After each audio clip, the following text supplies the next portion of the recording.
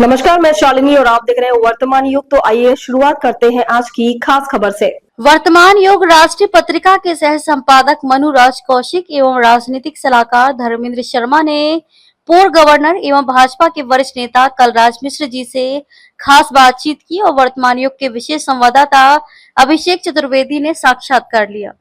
हमारे साथ मौजूद है पूर्व हिमाचल के और राजस्थान के गवर्नर कलराज मिश्र जी। आइए उनसे खास बातचीत करेंगे। सर, सबसे पहले हम ये जानना चाहेंगे आपका जो राजनीति आपकी शुरुआत हुई थी वो कैसे हुई थी और उसमें क्या क्या चैलेंजेस थे? देखिए, मैं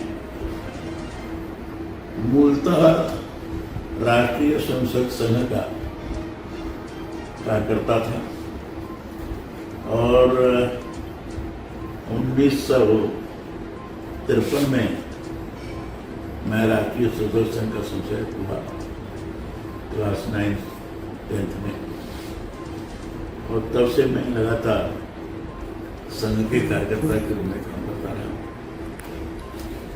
और संघ के विचारों से अत्यधिक मैं प्रभावित था। राष्ट्रभक्ति, देशभक्ति, उससे जनित संस्कार कहीं प्राप्त हो सकता है तो राष्ट्रीय संसद संघ की शाखाओं पर ही हो सकता है, कार्यक्रमों में हो सकता है। यह मेरी जो मान्यता थी और इसलिए हमने तय किया था कि संघ का कार्यकर्ता बनकर मैं देश सेवा में अपना पूरा समय लगाऊंगा। और इसलिए मैं 1963 में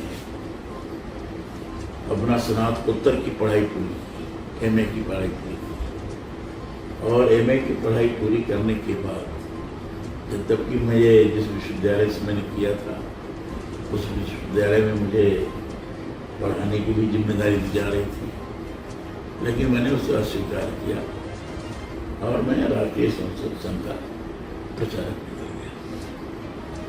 सर, जब आप प्रचारक बने तो उसमें क्या क्या आपको कठिनाइयाँ हुई? लोगों संघ के कार्य में लगातार कठिनाई। किस तरीके से लोगों तक आपने अपनी आवाज़ को रखा?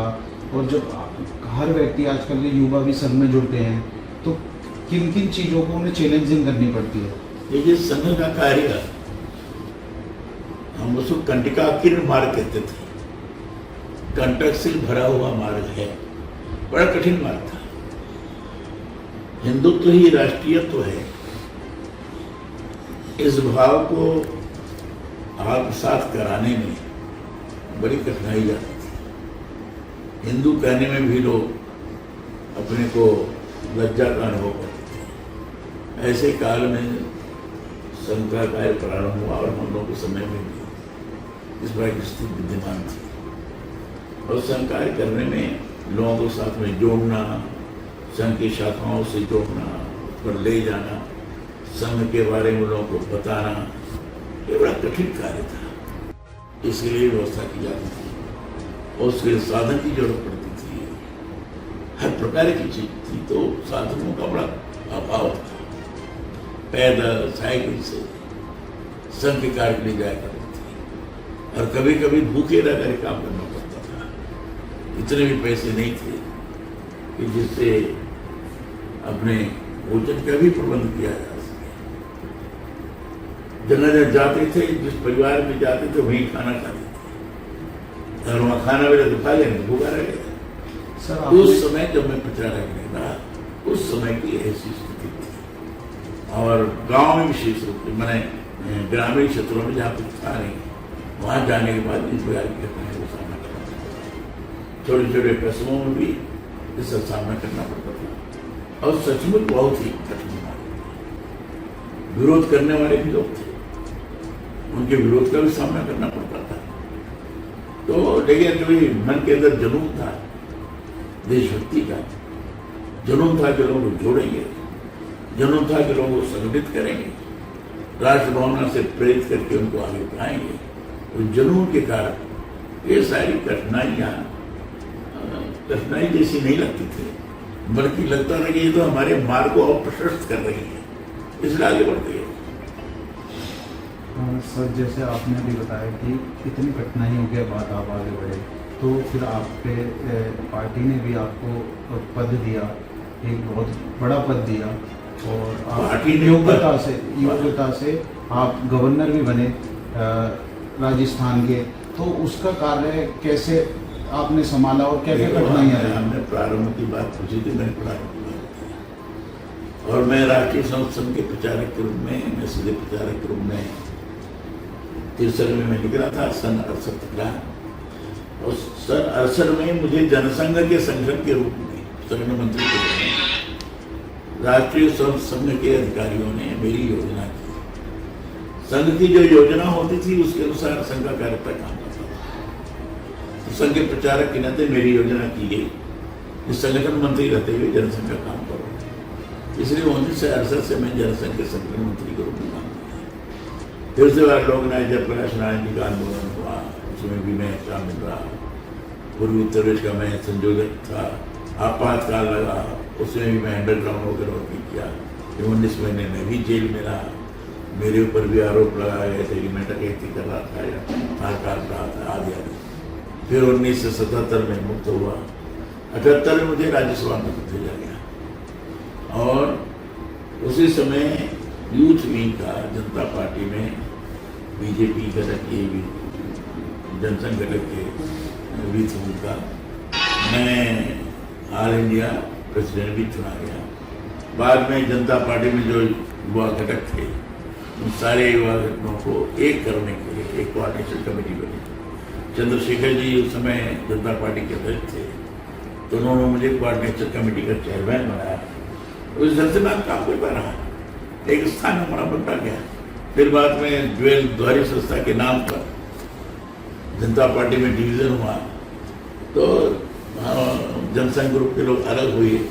फिर बाद में भारतीय जनता पार्टी का 6 अप्रैल 1980 को निर्माण हुआ। वो युवा मोर्चा के हमने सम्मेलन बनाया था, उसमें जनसंघ से संबंधित जितने लोग थे उनको बुलाया था। तो राष्ट्रीय अध्यक्ष के नाते में था, तो मैं भी भारतीय जनता पार्टी के निर्माण कर रहा में से एक था मंच पर। तो भारतीय जनता पार्टी 6 अप्रैल 1980 में घोषित हुई और उसके बाद से मैं लगातार काम कर रहा। प्रारंभ में उत्तर प्रदेश में मुझे भारतीय जनता पार्टी का महामंत्री बनाया गया। माधव प्रसाद त्रिपाठी जी प्रदेश अध्यक्ष थे, तो मैं लगातार महामंत्री के रूप में काम करता गया। बड़ी सीमित थी उसमें भारतीय जनता पार्टी, बहुत कम सदस्य चुन करके विधानसभा में आते थे। लोकसभा में तो 80 में कोई था ही नहीं, शायद एक भी था। फिर उसके बाद 84 में भी जो चुनाव हुआ उसमें बहुत कम। फिर 89 में राम मंदिर के आंदोलन के दौरान उस समय अंडरग्राउंड होकर हमने राम मंदिर के आंदोलन में भाग लिया।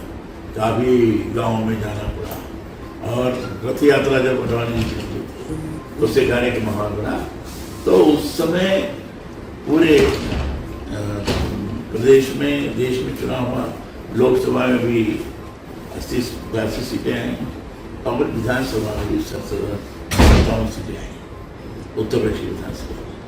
तो इस ढंग से क्रमशः बढ़ते गए। 91 में सब लोगों के प्रयास के कारण भारतीय जनता पार्टी की सरकार बन गई उत्तर प्रदेश और जनसंघ माने भारतीय जनता पार्टी मुख्य विरोधी दल के रूप में लोकसभा में भी स्थापित हुआ। तो क्रमशः रहता बढ़ते। फिर मैं 91 में भारतीय जनता पार्टी का प्रदेश अध्यक्ष बन गया। फिर लगातार अध्यक्ष के रूप में काम करता रहा। 97 में मायावती जी के नेतृत्व में सरकार बनी थी। 6 महीने मायावती जी मुख्यमंत्री रहेंगे, 6 महीने के नाते उससे मुझे मायावती जी के साथ मंत्रिमंडल में भारतीय जनता पार्टी से मैं नंबर 1 का मंत्री भी था। फिर 2000 में फिर मुझे पार्टी का अध्यक्ष बनाया गया। फिर मैं पार्टी अध्यक्ष के रूप में काम किया। फिर 2001 में, उससे पहले मुझे विधान परिषद में किया गया था। 78 में राज्यसभा में किया गया था। फिर 2001 में फिर से मुझे राज्यसभा में किया गया। मैं लगातार कई प्रदेशों के प्रभारी के रूप में भी रहा। फिर 2012 में विधानसभा का चुनाव भी लड़ा। 2012 तक मैं राज्यसभा में था। विधानसभा में लखनऊ पूर्व से चुनाव लड़ा, मैं जीत गया। फिर हमारी पार्टी से केवल मैं ही लखनऊ से जीता था। फिर 2014 में मोदी जी आए लोकसभा चुनाव हुआ तो उसमें मैं देवरिया से चुनाव लड़ने के लिए कहा गया। देवरिया बड़ा पिछड़ा जिला है, मेरा जिला नहीं है, पिछड़ा जिला है, लेकिन मुझे कहा गया वहाँ से चुनाव लड़ो। वहाँ से मैं लोकसभा चुनाव लड़ा, वहाँ से भी प्रभावित मतों से मैं जीता और लोकसभा चुनाव जीतने के बाद मुझे मंत्री बना दिया गया। तो अपने परीक्षण के आधार पर काम करने के कारण चीजें हमें प्राप्त होती है, हमने अचीव किया, किसी ने हमें दिया ऐसा नहीं है, ये अपने परिश्रम के आधार पर काम के आधार पर वह जिम्मेदारी मुझे हमेशा प्रदान की गई। मैंने हर चीज को जिम्मेदारी के रूप में माना, पार्टी के पदाधिकारी के रूप में भी, मंत्रिमंडल में सदस्य के नाते भी, चाहे मुझे फिर 2009 में बनाया गया था गठबंधन के अध्यक्षता में जब पार्टी थी तो उसे मुझे राष्ट्रीय उपाध्यक्ष भी बनाया गया था। मैं उस समय हिमाचल प्रदेश का प्रभारी भी था संगठन, तो लगातार काम करते गए, काम करने का जिम्मेदारियां मिलती गई और 75 वर्ष जब मेरा पूरा हुआ तो 2017 में त्यागपत्र दे दिया पार्टी मंत्रिमंडल से। 75 वर्ष मेरा पूरा हो गया था तो प्रधानमंत्री, गृह मंत्री, सभी लोग, पार्टी के अध्यक्ष, सबको बड़ा आश्चर्य हुआ। उन्होंने कहा करना चाहिए तो बाकी के लोगों के लिए बड़ा अनुकरणीय है, ऐसा कोई करता नहीं, हमने किया। तो पार्टी के रीति के हिसाब से पार्टी को आगे बढ़ाने की बात को ध्यान में रखते हुए हमने व्यक्तिगत लाभ की दृष्टि से कभी सोचा नहीं। पार्टी का लाभ कैसे हो सकता है, कैसे आदर्श के रूप में चीजें आ सकती हैं, मर्यादा कैसे हो सकती है, उसको ध्यान में रखते हुए मैंने काम किया और इसलिए मैं मंत्रिमंडल से त्याग कर दिया। फिर बाद में 2019 में हम चुनाव नहीं लड़े, हमने ही घोषणा की थी 75 वर्ष मेरा पूरा हो गया, मैं चुनाव नहीं लड़ूंगा। फिर मुझे राज्यपाल बनाया गया, पहले मैं हिमाचल प्रदेश का राज्यपाल रहा, फिर बाद में राजस्थान का राज्यपाल रहा और फिर मैं 2024 में 24 के 31 जुलाई को मैं राज्यपाल पद से मुक्त होगा। 5 वर्ष पूरा हुआ, 5 वर्ष पूरा हो जाने के बाद फिर मैं आपके बीच में जब राज्यपाल पद में आपने ग्रहण किया था उसमें क्या क्या कठिनाइयां हुई और कैसे काम किया? राज्यपाल संविधान की आने वाले जो युवा हैं लगातार राजनीति की तरफ, मैं कह रहा हूँ राज्यपाल संवैधानिक पद है, मंत्रिमंडल, MP, MLA एक कार्यपालिका से संबंधित, लेकिन राज्यपाल संवैधानिक पद होने के नाते जिस प्रदेश के हम राज्यपाल हैं उस प्रदेश की चाहे कोई भी सरकार हो, राज्यपाल की तरफ से संरक्षक होता है, सरकार को गाइड करने वाला होता है और संविधान के विपरीत कोई कार्य न हो सरकार की तरफ से इसकी बाकायदे देखरेख करने वाला होता है। संवैधानिक आधार पर कार्य करे ताकि राज्यपाल के ऊपर किसी प्रकार की कोई प्रश्न न खड़ा हो, संविधान के विपरीत जा रहे हैं, इसको बड़ा ध्यान रखना पड़ता है। ये मैंने किया, कठिनाइयाँ आई लेकिन मैंने उसे करके मुकाबला किया और मैं कह सकता हूँ कि बड़ी सामंजस्य के साथ कांग्रेस के लोगों का भी, बाकी के दलों का भी, जनता का भी, मैं कह सकता हूँ कि राजस्थान की जनता का बहुत विश्वास मुझे प्राप्त था, बहुत प्यार मिला और आज मैं सभी जिम्मेदारियों से मुक्त हूँ।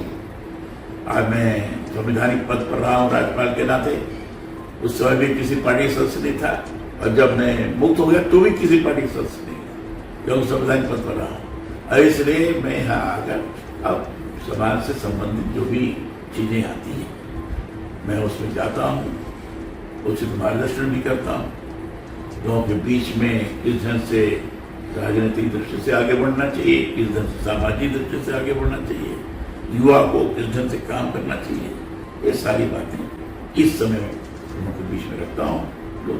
जैसे युवा वर्ग है इस समय राजनीति में काफी लोग जैसे आते हैं तो उनके लिए क्या संदेश देना चाहिए? देखिए युवा वर्ग को, युवा नौजवानों से मैं अपील करता हूँ कि इस समय नेशन फर्स्ट, राष्ट्र प्रथम, इसका नारा देकर उसके अनुरूप अपना व्यवहार करने की आवश्यकता है और उसके अनुरूप अगर व्यवहार करके चलते हैं तो अब चूंकि आज संविधान की बहुत बड़ी बातें की जाती है तो कहा जाएगा कि संविधान के अनुरूप हम अपना व्यवहार कर रहे हैं। संविधान के उद्देशिका में ही है कि हम भारत के लोग, फिर उसमें दिया है कि विचारों की अभिव्यक्ति की स्वतंत्रता होगी, सामाजिक समता होगा, अनुशासित जीवन होगा, व्यक्ति की गरिमा को प्रतिष्ठा दी जाएगी,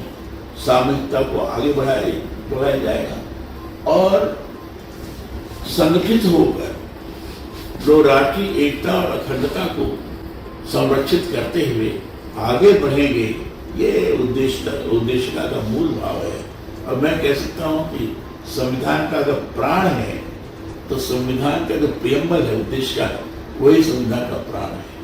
आज हर नौजवान को उसके अनुरूप अपना आचरण व्यवहार करना चाहिए और संविधान में दिए हुए मौलिक अधिकारों का उपयोग उदंडता के रूप में नहीं करना चाहिए।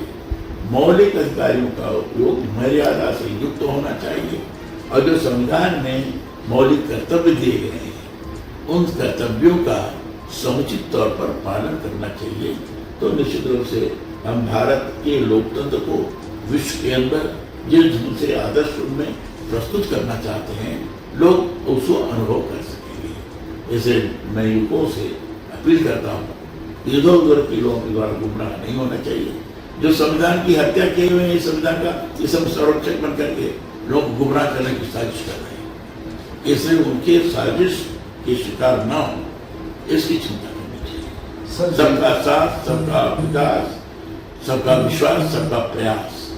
भारत के प्रधानमंत्री ने जो स्लोगन दिया है, ये सही माने में संविधान के अनुरूप है और इसी स्लोगन के आधार पर काम अगर करते जाएंगे हम, तो 2047 में जो विकसित भारत की कल्पना की गई है, वो साकार हो सकेगा। भारत के युवा इस दिशा में काम करें, 2047 में भारत विकसित भारत के रूप में होगा।